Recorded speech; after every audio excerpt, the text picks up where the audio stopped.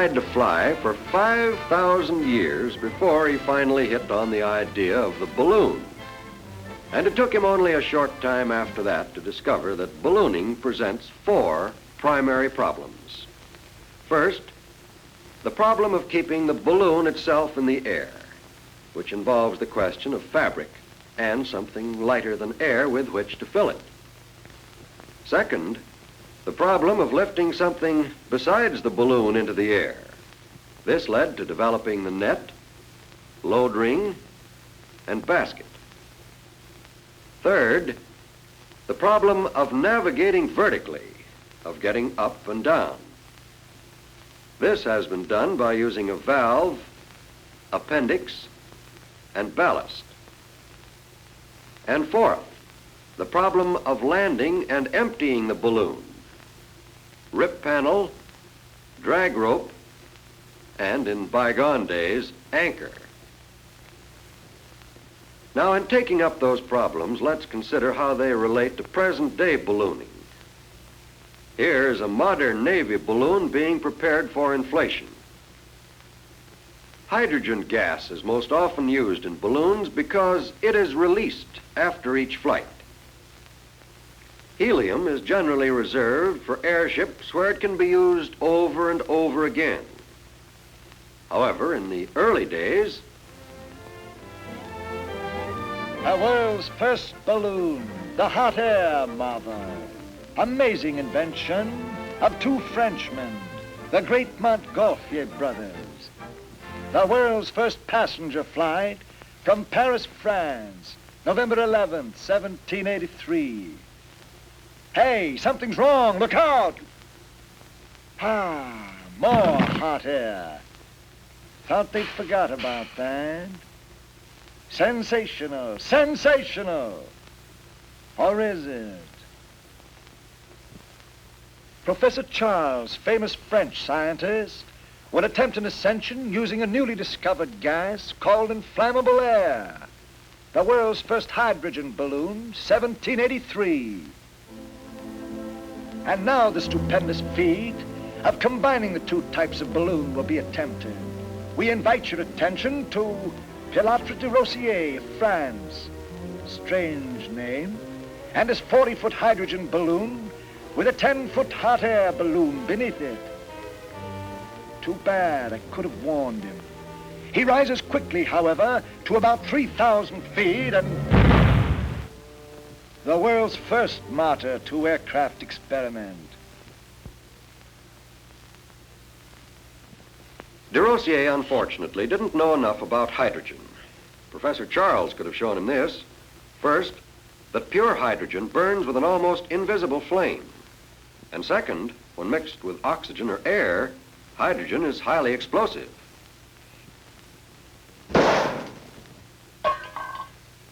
In the early days, hydrogen was prepared by pouring sulfuric acid over scraps of iron. Here is a simplified modern method of doing the same thing. Caustic soda and water are used instead of sulfuric acid, and ferrosilicon, a kind of ore, is used instead of scrap iron. The bubbles, you see, are hydrogen. The Navy today uses methanol, another name for wood alcohol, and water instead of sulfuric acid, and copper zinc oxide instead of scrap iron. Now then, just exactly why does hydrogen lift a balloon? The answer is that it doesn't. Hydrogen is used merely to hold the sides of the balloon apart, using as little weight as possible. Here's the way it works. Consider an extended balloon with air inside and out. Naturally, it doesn't go up because the air inside is just as heavy as that outside. But as we take the air out of it, the lifting force of the air outside increases. Archimedes put it this way.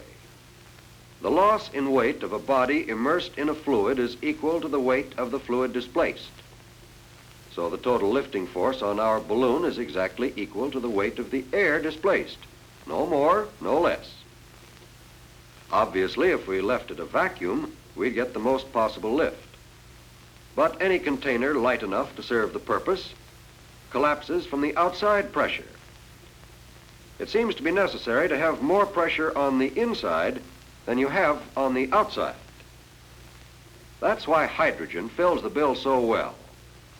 You can release enough hydrogen into a balloon to overcome that outside pressure, keep the sides of the balloon apart, and still not add very much weight. Hydrogen is only about 1/14 as heavy as air. Now, if the balloon is tied off so the gas can't escape, it expands as it rises, simply because the air thins out as the altitude increases, thus lowering the outside pressure. Another factor is sunlight. Direct rays of the sun heat the gas and cause it to expand. A balloonist must be on the most intimate terms with both Charles' law and Boyle's law. Charles' law: the volume of a gas is directly proportional to its absolute temperature. Boyle's law: the pressure exerted by a gas is inversely proportional to its volume.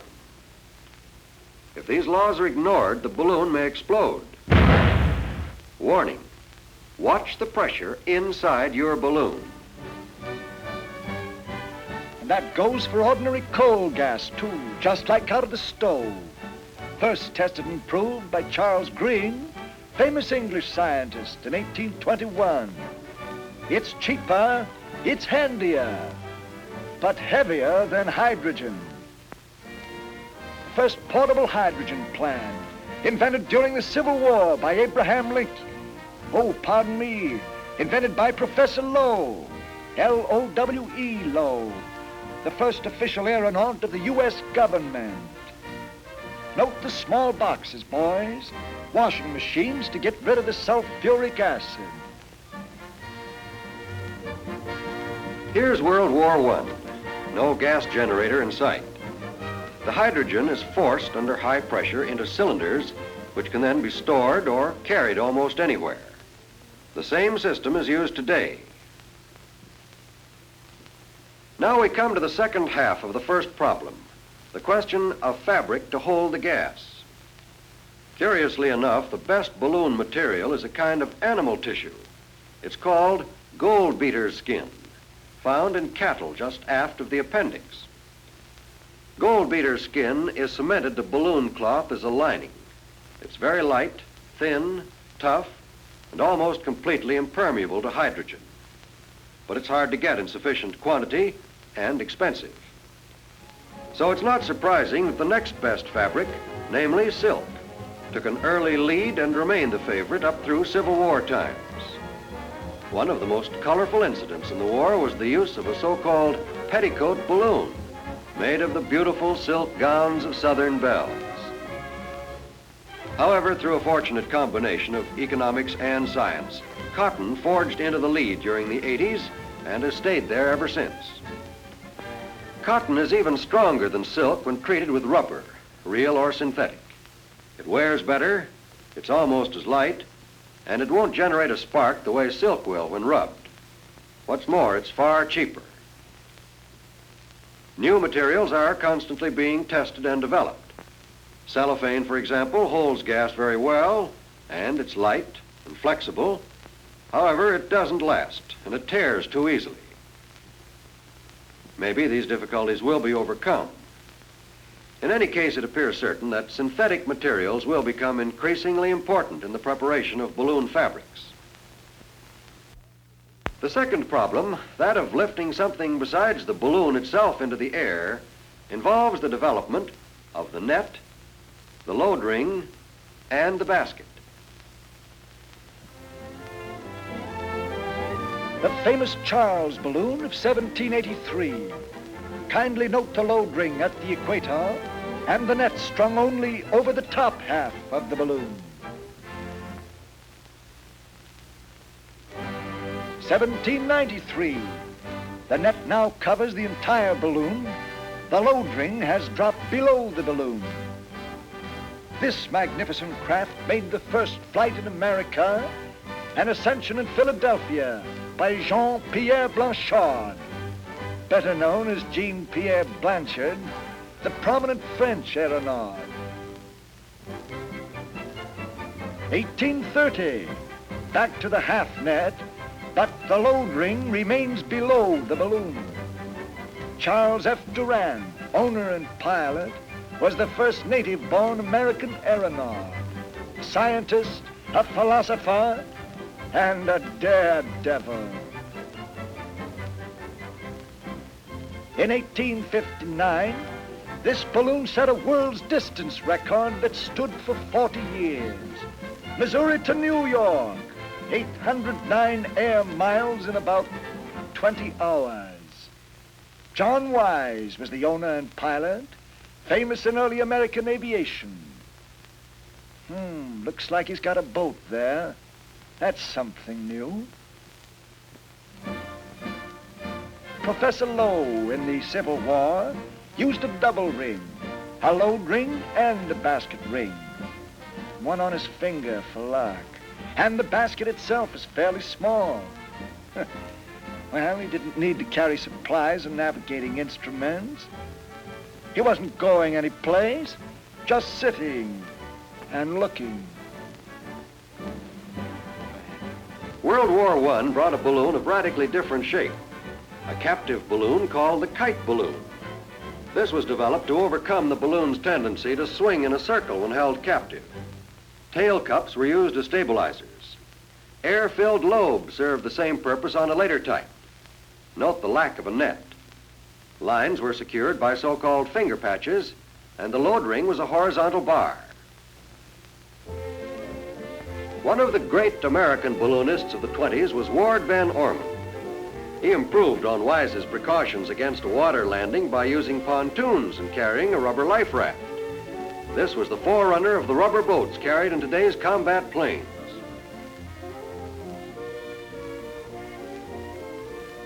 Why is a net better than finger patches? Well, stick around, my boys, and you'll see. John Wise went up one day. His balloon was hit by lightning, and the fabric parachuted into the net. To make sure it wasn't just luck, he went aloft and did it again. Worked exactly the same, and has ever since. The next problem, the third, deals with the navigation of the balloon vertically. This is taken care of by means of the valve, appendix, and ballast. That first hydrogen balloon way back in 1783 had all three of these elements. In the first place, an open appendix allowed gas to escape naturally as pressure increased. Then, when Professor Charles wanted to release more to descend, he opened a valve at the top and let more of it out.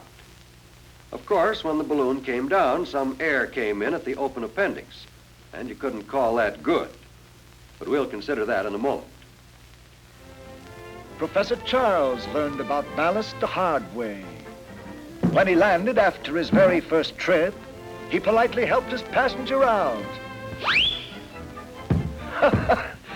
Silly boy. Moral: release ballast in small quantities. The balloon appendix started out as little more than a hole in the bottom of the balloon. But that was unhandy to deal with, and so gradually a tube was extended from the opening. Until in 1793, it was long enough to drape over the side of the basket. Possibly this was an effort to keep the gas from seeping down onto the head of the balloonist. But, of course, hydrogen drifts up, not down. So there was a gradual retreat until many experiments finally fixed the appendix at its present-day length. As we've already seen, a balloon that's descending always has a tendency to parachute. And if the appendix is open, air goes into it. But air mixing with hydrogen creates a highly explosive combination. So air is kept out nowadays by twisting the appendix closed during descent. And parachuting is prevented by securing the appendix to the load ring. From the very beginning, most balloon valves have worked in a trapdoor fashion. The valve is pulled down against a spring, which on release snaps the valve back into position. About 1880, the double trapdoor type came into use. It proved so efficient that it's still being used to this day. Various instruments have been devised to help in the navigation of balloons. For ordinary flights, an altimeter, rate of climb indicator, and a pocket compass are usually all the instruments that are needed, although an altigraph, or barograph, is also used if an accurate record of the flight is wanted. The earliest instrument used in a balloon was a plain mercury barometer. This was replaced by the aneroid barometer about 1880. It was handier. Calibrated in feet, it becomes an altimeter. The barograph, sometimes called altigraph, appeared about 1912. In any attempt at a record, an officially sealed barograph is always carried. The barometer didn't work quickly enough, so the statoscope was developed to show change of altitude and rate of change. These are indicated by the position of the bubble in the tube. The instrument on the left is American, and the one on the right British. A further development is the rate of climb indicator, or vertimeter. This device also stems from the First World War. Today, it is used either in the liquid type, as shown here, or a mechanical type. In addition to these instruments, balloonists have also usually carried a compass and watch or clock.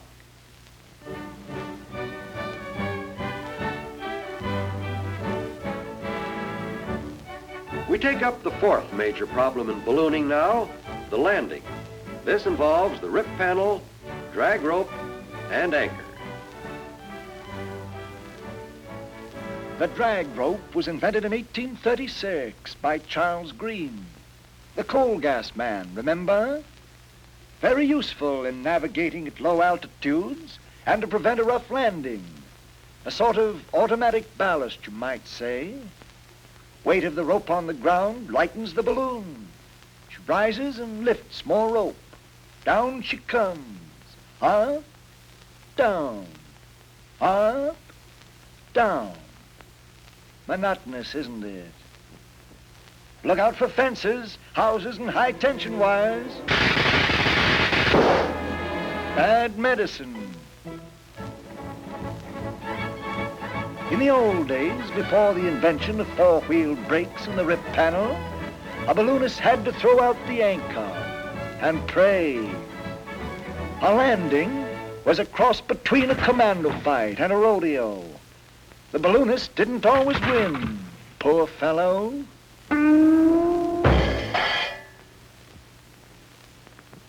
Since John Wise invented the rip panel in 1850, various styles have developed, of which these three are typical. The peeling type, cemented in place. This can be difficult to pull if it's left in place too long.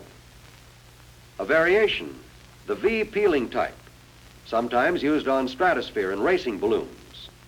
And three, the cheese cutter type. The fabric is torn, either the envelope itself or a fabric strip. The Navy today uses the first mentioned method. The panel is lightly cemented, not too long before use.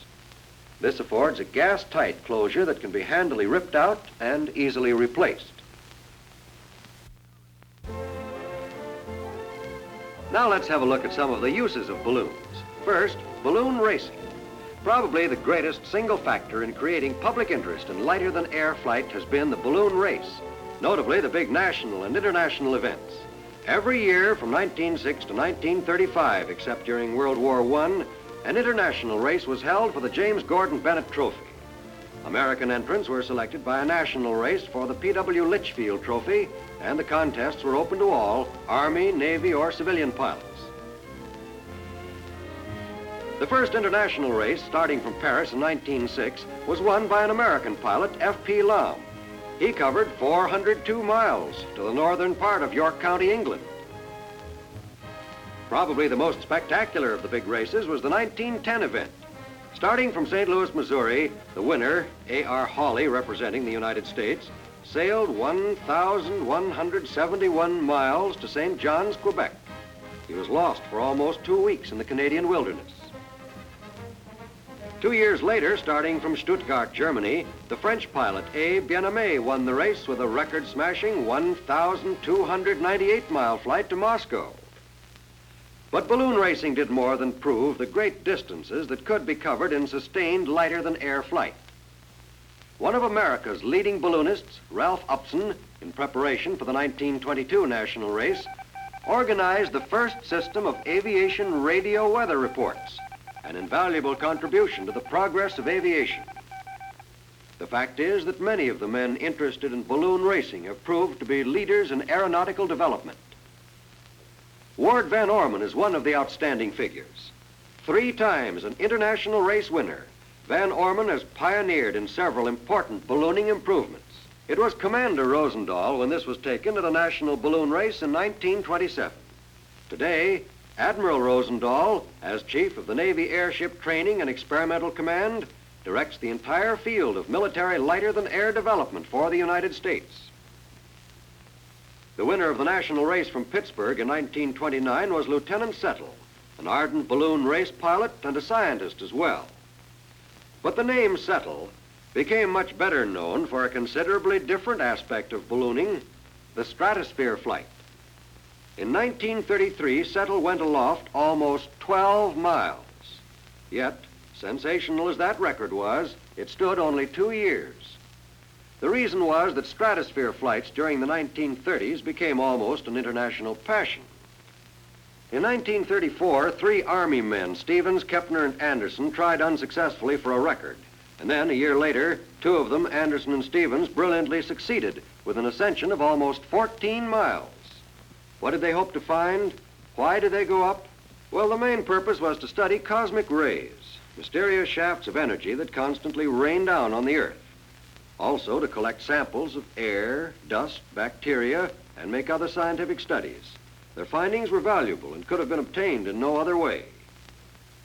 Such flights date back to 1862, when 2 English scientists, Coxwell and Glazier, ascended 37,000 feet. The outstanding modern flights have been those of Mr. and Mrs. Piccard, 1934, 57,579 feet. Settle and Fordney, 1933, 61,237 feet. And Stevens and Anderson, 1935, 72,395 feet. This is the greatest altitude ever reached by man. But balloons carrying only equipment have reached even higher.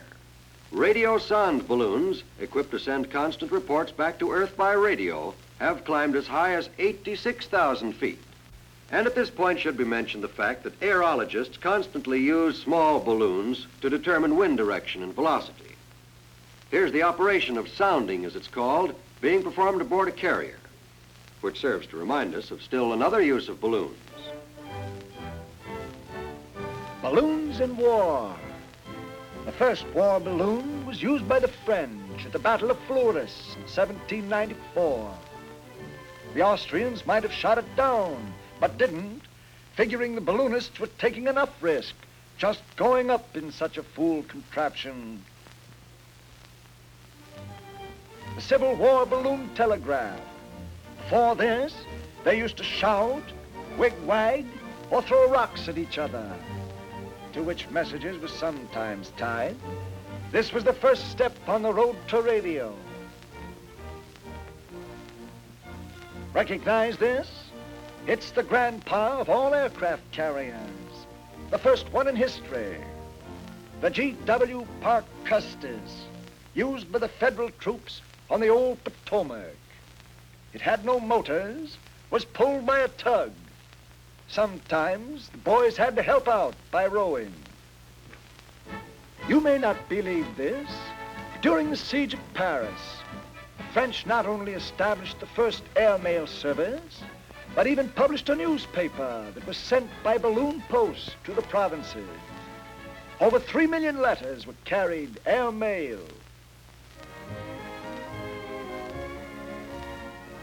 The world's first air battle, an attempt to hijack the French airmail. Both fired, both missed, thank heavens, but a lot of future trouble was touched off then and there.